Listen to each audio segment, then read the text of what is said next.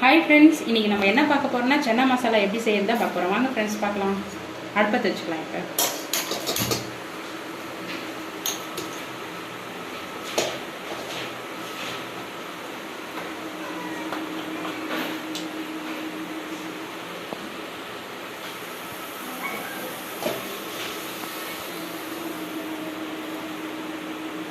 எண்ணெய் சூடு, இப்போ வானல் சூடாயிடுச்சு. இப்போ ஆயில் ஊற்றிக்கலாம்.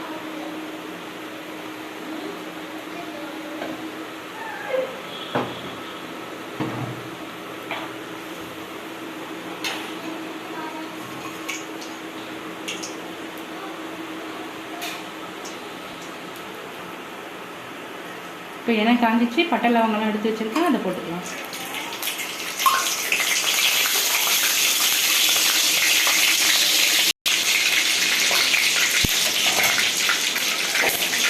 இப்போ இந்த டைமில் ஆனியன் போடலாம்.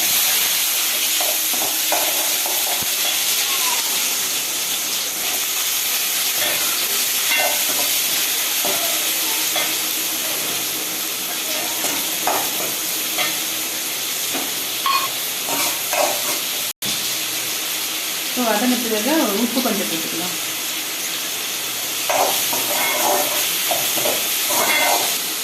இப்போ தக்காளியும் இதில் ஆட் பண்ணிக்கலாம். இது நல்லா வதங்கி வரட்டும். அந்த டைமில் நம்ம இஞ்சி பூண்டு பேஸ்ட் சேர்த்துக்கலாம். இது கொஞ்சம் நேரம் நல்லா வதங்கட்டும்.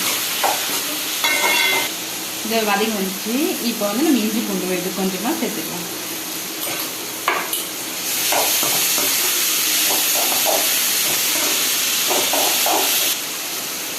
நான் இந்த சுண்டல் வந்து ஏற்கனவே ஊற வச்சு அவிச்சு வச்சுருக்கேன். இது நம்ம இதில் இப்போ ஆட் பண்ணிக்கலாம்.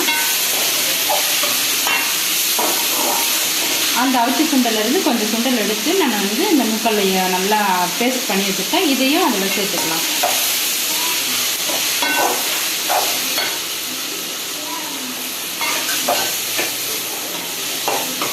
அப்போ தான் நல்லா திக்காக நல்லா வரும். அதனால் ரெண்டுத்தையும் நல்லா வதக்கி நமக்கு தேவையான மசாலாலாம் ஆட் பண்ணி இப்போ ரெடி ஆகிடுச்சு. நல்லா வதங்கிடுச்சு. நம்ம இந்த ஸ்டேஜில் மஞ்சத்தூள் கொஞ்சம் ஆட் பண்ணிக்கலாம். இது மிளகாய் தூள்,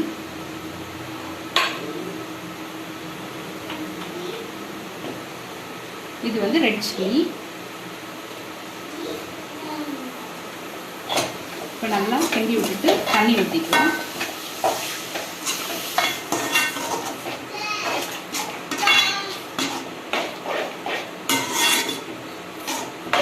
தேவையான அளவுக்கு தண்ணி ஊற்றிட்டு நம்ம மூடி விட்டுடலாம். கொஞ்சம் நேரம் கொதிக்கிட்டோம்.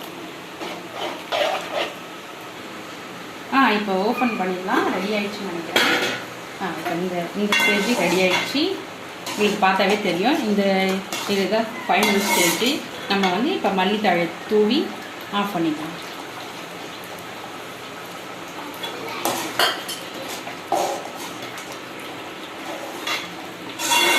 இப்போ அடுப்பை ஆஃப் பண்ணிக்கலாம்.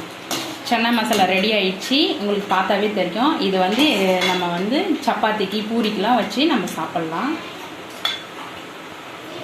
இப்போ ரெடி ஆகிடுச்சு. நம்ம அடுப்பை ஆஃப் பண்ணியாச்சு. பாருங்கள் இந்த ஸ்டேஜ் எப்படி இருக்குன்ட்டு. சன்னா மசாலா அவ்வளோதான் ஃபினிஷ்டு. நம்ம சப்பாத்தி பூரிக்கெலாம் வச்சு சாப்பிட்லாம். Thank you friends.